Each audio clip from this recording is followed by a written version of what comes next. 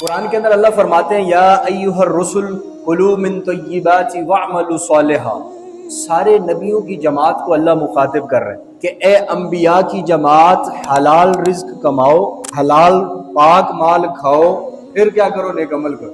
اس آیت سے یہ پتہ چلتا ہے کہ اعمال کی قبولیت کے لیے رزق کا حلال ہونا ضروری ہے. ایک بندہ سود کا پیسہ کھا رہا ہے اور سود کے پیسے سے حج پہ جا رہا ہے، وہ آج کوئی نہیں تو قبول ہو. ایک بندہ لوگوں کا حق غصب کر رہا ہے مارکیٹ میں بیٹھ کے، پھر آ کے یہاں اللہ اکبر لمبی لمبی رکھنے پڑ رہا ہے، عبادت کوئی نہیں بھائی قبول.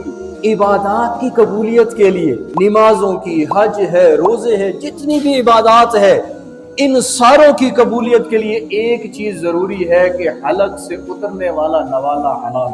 اب حلال کا نوالا ہے نا، آپ نے سبحان اللہ بھی کہی ہے، اللہ کے ہاں اجر و ثواب پڑ جائے، ایک درخت جنت میں لگ گیا، لیکن حرام کھا رہے ہیں، بیت اللہ کا طواف بھی کر رہے ہیں، پھر بھی آپ کو کوئی ثواب نہیں ملتا.